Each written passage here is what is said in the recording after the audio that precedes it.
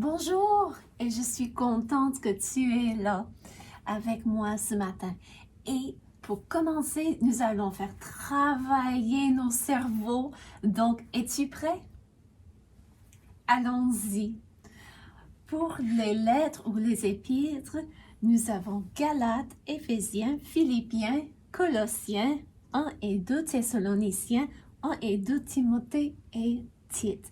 Donc, nous en avons fait 4, 8, 9 livres jusqu'à date qui font partie de la section des livres, des épîtres ou des lettres. Et aujourd'hui, nous allons rajouter un nouveau. Une lettre qui a été écrite à quelqu'un qui s'appelait Philémon. Philémon, eh bien, je pourrais te donner le contenu de l'histoire, mais tu sais quoi? Je sais que les marionnettes nous ont préparé quelque chose de vraiment spécial. Donc, je ne dis rien de plus, sauf que de partager le verset clé. Donc, pour le livre de Philémon, le verset clé, c'est... Roulement de tambour, je trouve ma place, c'est le verset 18. Hein? Madame, vous n'avez pas dit c'est quel chapitre? C'est parce que le livre de Philémon n'a qu'un chapitre. Donc, on dit tout simplement Philémon 18 parce qu'on parle des versets, parce qu'il n'y a pas de chapitre ou il n'y a pas de division de chapitre. C'est une lettre assez courte. Mais écoute bien le verset clé. Philémon au verset 8, et si tu as fait quelque tort, ou si tu dois quelque chose, mets-le sur mon compte. Eh bien, c'est qui écrit ici, et de qui parle-t-il s'il a fait quelque tort de le mettre sur son compte? Il faut tout simplement attendre pour que les marionnettes te l'expliquent. Mais, pour donner un indice, je vais t'aider avec le thème. Le thème du livre de Philémon, c'est le pardon. Il y a beaucoup de monde qui ont leurs propres idées, c'est quoi le pardon, mais la Bible va nous donner un bon exemple de cela. Donc, juste avant de chanter avec Noiro, nous allons réviser les thèmes des épîtres. Donc, si je puisse les prendre dans mes mains, il y a... Allons-y avec le mémoire. Est-ce que tu te rappelles c'est quoi le thème pour le livre de Galatiens? Le livre aux Galates, c'est la grâce, c'est ça. Ça nous aide, ça nous donne un indice. Donc, je cherche... Ah, le voilà, le salut par grâce. Est-ce que tu te rappelles d'Éphésiens? Éphésiens. Il me semble que ça commence par un E accent aigu, n'est-ce pas? Donc, je regarde l'ordre, comportement, retour, joie. L'Église, corps de Christ. Est-ce que tu penses que c'est bien ça? Si tu as dit oui, tu as raison. Éphésiens, le thème, c'est l'Église, corps de Christ. Encore là, pourquoi est-ce qu'on essaie de mémoriser ou d'apprendre du moins les thèmes des livres? C'est parce que ça nous aide quand nous faisons une étude et l'étude dit « Ah, ça c'est comme dans tel livre ». On peut se dire « Ah, je crois que tel livre parle de cela, de ce thème-là ». Donc, je comprends ce que les notes veulent dire quand on veut m'expliquer quelque chose. Cela m'est arrivé ce matin. Puis, quoi d'autre est-ce qu'on connaît? Le pardon. Est-ce que tu te rappelles du livre aux Philippiens? Réjouissez-vous en toutes choses. Donc, c'est quoi le thème? C'est ça, c'est la joie en difficulté. Ou c'est d'avoir de la joie. Donc, maintenant, il nous reste 1, 2, 3, 4, 5, 6, 6. Donc, si je me rappelle bien, 1 et 2 Thessaloniciens parlent du retour du Seigneur. Donc, je vais chercher. J'ai ordre, maintien, comportement, jour du Seigneur, prééminence, retour de Christ. Ah, Est-ce que tu te rappelles? On avait parlé du fait que 1 Thessaloniciens nous parle du retour de Christ et le deuxième nous parle du jour du Seigneur, ou quand il va juger tout le monde. Donc les deux sont liés ensemble dans un sens, et ça fait bien, parce que les deux lettres ont été écrites en même personne. Puis, il nous reste quelques-unes, donc, l'ordre dans l'Église. Est-ce que tu te rappelles de cela? Ça ne fait pas très longtemps depuis qu'on l'a étudié. C'est ça un indice, n'est-ce pas? Ordre dans l'Église, c'est le livre de Tite. Voici comment j'aime étudier. Commencer avec ce que je sais, vraiment j'ai confiance, puis de faire les autres où j'ai un peu moins de confiance. Donc, il me reste le comportement dans l'Église, la prééminence de Christ et le maintien de la vérité. Je crois que c'est 1 ou 2 Timothée qui nous parle de comment se comporter dans l'Église. Et si je me rappelle bien, c'est 1 Timothée qui nous parle de cela. Et maintenant, mes cartes, une des cartes est striée, l'autre a la bordure solide qui m'aide beaucoup. Ça veut dire que Colosse parle de prééminence de Christ et 2 Timothée, le maintien de la vérité. Donc, dans 1 Timothée, on parle du comportement dans l'Église et dans 2 Timothée, maintien de la vérité. Encore là, les deux idées sont comme liées ensemble. Donc, merci beaucoup de m'avoir aidé à réviser les thèmes des livres de la Bible. Et maintenant, je cède la place à Noiro.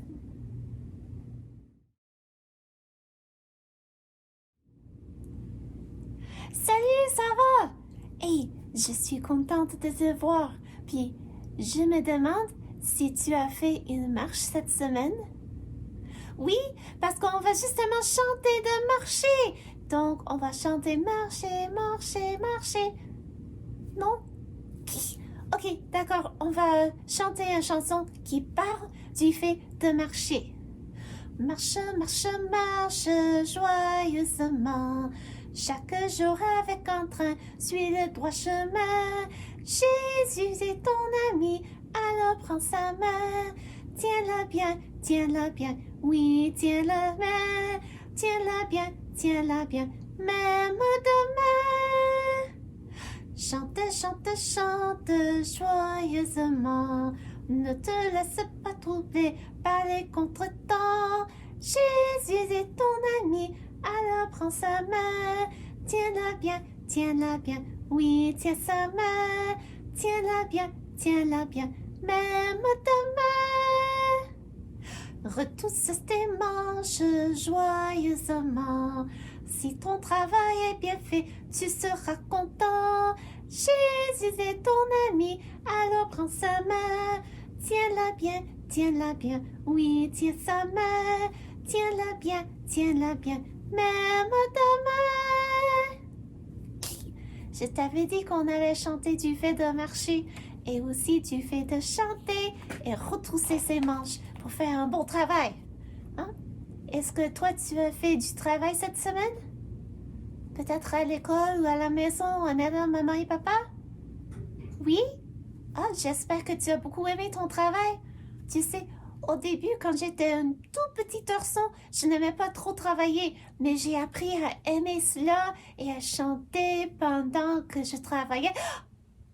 Quelle bonne idée! Tu peux peut-être apprendre les chants par cœur et les chanter en travaillant. Ah, ça, c'est une très bonne idée. Moi, je dois parler avec Madame la monitrice. Peut-être qu'elle va m'écrire les paroles pour que je puisse les lire tout en travaillant. Et comme ça, on peut chanter en travaillant.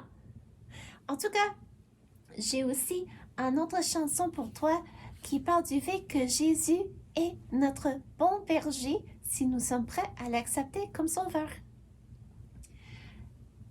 Attends, comment est-ce que ça... Attends, je dois penser à la mélodie.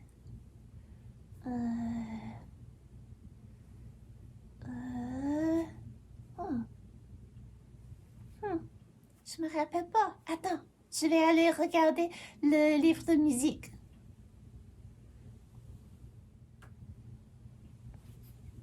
J'ai fait une gaffe, je te demande pardon. C'est que Madame la monitrice avait préparé les chansons, puis je n'avais pas regardé dans la bonne place. Donc, il y a des chansons qui parlent du fait que Jésus est notre berger, mais au lieu de chanter cela, elle m'a préparé une autre chanson et c'est pour ça que les paroles et la mélodie ne s'accordaient pas du tout. Donc, j'ai fait une erreur et je te demande pardon. Veux-tu bien me pardonner? Merci beaucoup. Donc, on va chanter Même un petit enfant.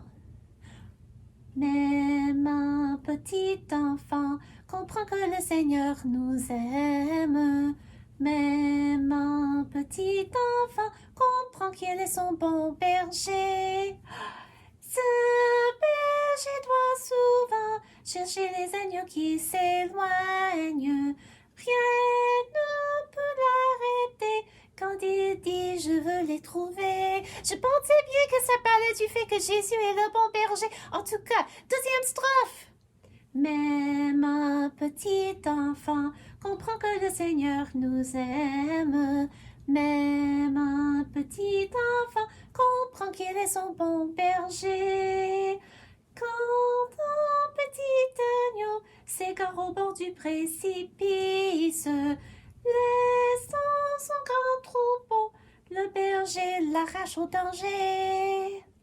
Même un petit enfant comprend que le Seigneur nous aime. Même un petit enfant comprend qu'il est son bon berger. Quand le berger revient, portant l'agneau sur son épaule, il dit à ses amis, le voici, soyons réjouis. Oh, je pensais bien qu'on allait parler ou chanter du fait que Jésus est le bon berger pour ceux qui ont mis leur confiance en lui. Donc, dans un sens, je me suis pas trompée, mais je me suis trompée, et je l'avoue. Ça arrive dans la vie, hein? En tout cas, mais tu sais, il y a des personnes qui ne veulent pas suivre le chemin de Jésus, qui ne veulent pas suivre dans ses voies parce que on veut faire à sa tête. On veut faire ce qu'on veut et on veut se fâcher et on veut se mettre en colère et tout ça. Mais tu sais quoi? C'est mieux de suivre la voie de Jésus. Lui, il est le chemin, la vérité et la vie, la Bible nous dit. Et c'est toujours mieux de le suivre. Pas toujours plus facile. Oh non, je ne dis pas ça, mais c'est que c'est toujours mieux de le faire. Donc, quand tu es tenté de faire le mal, tu peux peut-être penser à cette chanson. Ne dis pas, non ne dis pas, je rendrai le mal, je rendrai le mal. Ne dis pas, non ne dis pas. C'est aujourd'hui une journée où je dois me recoucher et me relever. Hein? J'ai raté la chanson. Mais écoute, c'est parce que je l'ai commencé un peu trop bas. Hein? Donc, je vais essayer un peu plus haut. OK. Éclaircir la gorge, puis avaler ma salive. Et c'est parti! Ne dis pas, non ne dis pas, je rendrai le mal, je rendrai le mal. Ne dis pas, non ne dis pas, je rendrai le mal, je rendrai le mal. Espère en l'Éternel, espère en l'Éternel, espère en l'Éternel, car il te délivrera. Encore une deuxième fois. Ne dis pas, non ne dis pas, je rendrai le mal, je rendrai le mal. Ne dis pas, non ne dis pas, je rendrai le mal, je rendrai le mal. Espère en l'Éternel, espère en l'Éternel, espère en l'Éternel, car il te délivrera. Ça, c'est allé mieux cette fois-ci, hein? En tout cas, merci beaucoup d'être là pour chanter avec moi. Je l'apprécie énormément. Et maintenant, on prend place pour le grand secret que les marionnettes ont préparé.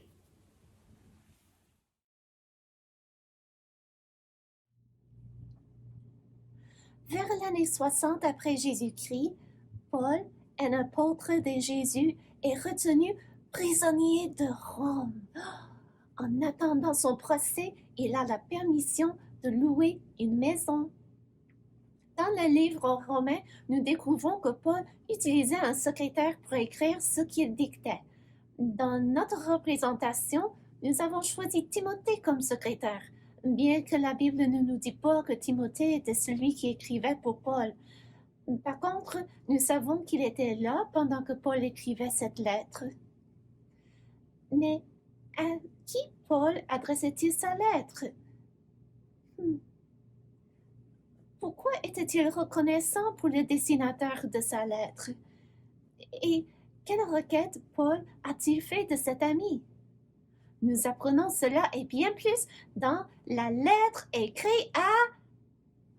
Tu pensais que j'allais te donner la réponse à la première question, n'est-ce pas?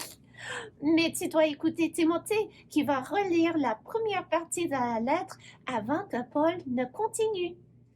Donc, à qui Paul adressait-il sa lettre?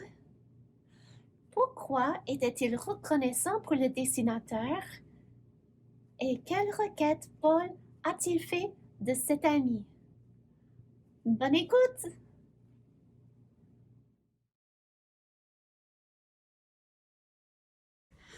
Paul, prisonnier de Jésus-Christ, et le frère Timothée, à Philémon, notre bien-aimé et notre compagnon d'œuvre, à la sœur Aphia, à Archippe, notre compagnon de combat, et à l'Église qui est dans ta maison.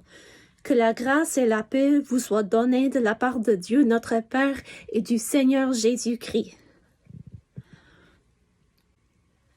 Je rends continuellement grâce à mon Dieu, faisant mention de toi dans mes prières, parce que je suis informé de la foi que tu as au Seigneur Jésus et de ton amour pour tous les saints. Je lui demande que ta participation à la foi soit efficace pour la cause de Christ en me faisant reconnaître en nous toute espèce de bien. J'ai, en effet, éprouvé beaucoup de joie et de consolation au sujet de ton amour, car par toi, frère, le cœur des saints a été tranquillisé. C'est pourquoi, bien que j'aie en Christ toute liberté de te prescrire ce qui est convenable, c'est de préférence au nom de l'amour que je t'adresse une prière, étant ce que je suis, Paul, un vieillard, et de plus, maintenant prisonnier de Jésus-Christ.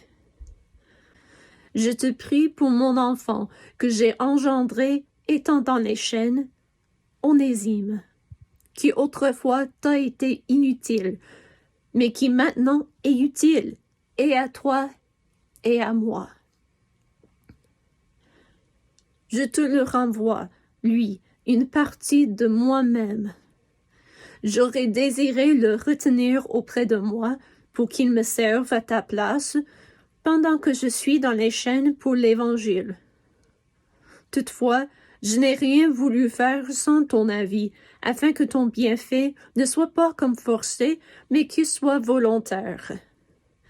Peut-être a-t-il été séparé de toi pour un temps, afin que tu le retrouves pour l'éternité, non plus comme un esclave, mais comme supérieur à un esclave, comme un frère bien-aimé, de moi particulièrement, et de toi à plus forte raison, soit dans la chair, soit dans le Seigneur. Si donc tu me tiens pour ton ami, reçois-le comme moi-même. Et s'il t'a fait quelque tort, ou s'il te doit quelque chose, mets-le sur mon compte.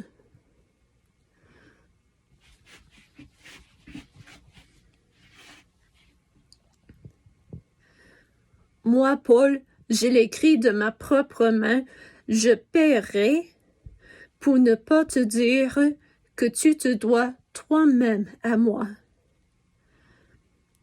Oui, frère, que j'obtienne de toi cet avantage dans le Seigneur, tranquillise mon cœur en Christ.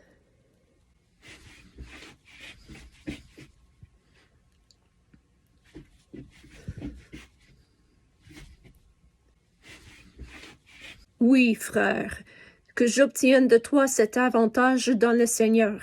Tranquillise mon cœur en Christ. C'est en comptant sur ton obéissance que je t'écris, sachant que tu feras même au-delà de ce que je dis. En même temps, prépare-moi un logement, car j'espère vous être rendu grâce à vos prières. Épaphras, mon compagnon de captivité en Jésus-Christ, te salue, ainsi que Marc, Aristarque, Démas, Luc, mes compagnons d'œuvre. Que la grâce de notre Seigneur Jésus-Christ soit avec votre esprit.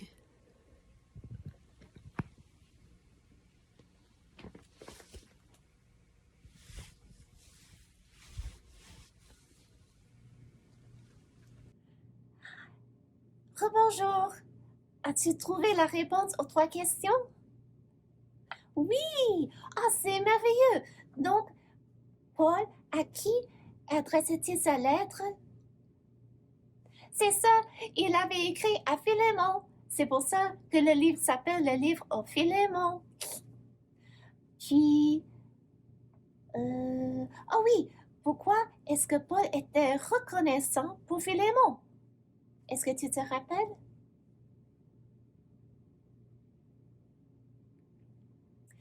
Paul avait mentionné que Philémon avait d'abord de la foi en Jésus-Christ. Puis après, il avait dit que Philémon était connu pour sa charité, pour son amour sacrificiel.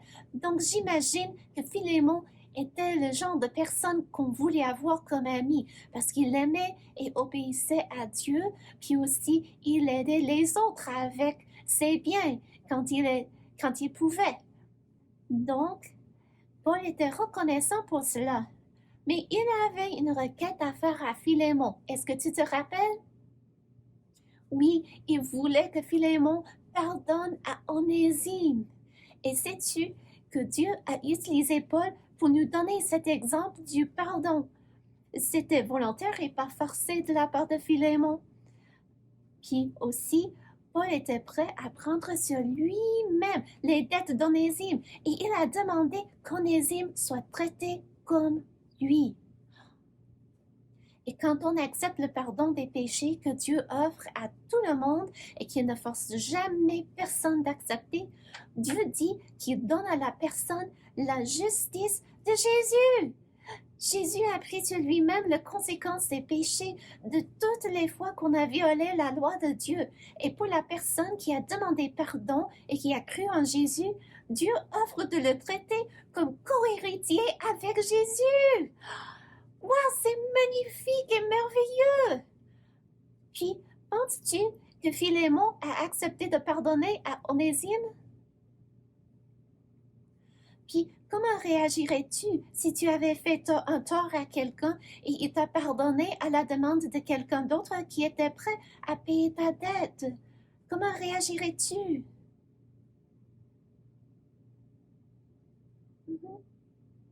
Oui? Oh wow! Tu sais quoi? Il y a tellement de choses qu'on peut apprendre de ce livre de la Bible. Je peux m'imaginer comme Onésime, triste, honteux, et puis joyeux et réconforté. Je dois relire la lettre et essayer de me mettre à sa place. Peut-être que je ferai aussi une histoire de ce qui est arrivé quand Philémon a revu Onésime. Ce serait intéressant. Comment écrirais-tu la fin de l'histoire? Si jamais tu as accepté Jésus comme ton sauveur, tu vas un jour aller au ciel auprès de Jésus. Et là, tu pourras demander à Philémon et à Onésime ce qui est arrivé. Mais entre-temps, j'aimerais bien imaginer ce qui est arrivé. En tout cas, j'espère beaucoup que tu as aimé notre pièce de théâtre. Et tu sais quoi? C'est une vraie histoire. C'est un récit historique, même si nous avons refait avec des costumes et tout ça. C'est vraiment arrivé à des personnes et je sais que j'ai beaucoup appris de leur histoire et maintenant je dois aller écrire ma version de la fin. Puis, merci beaucoup d'être là. À la prochaine. Bye!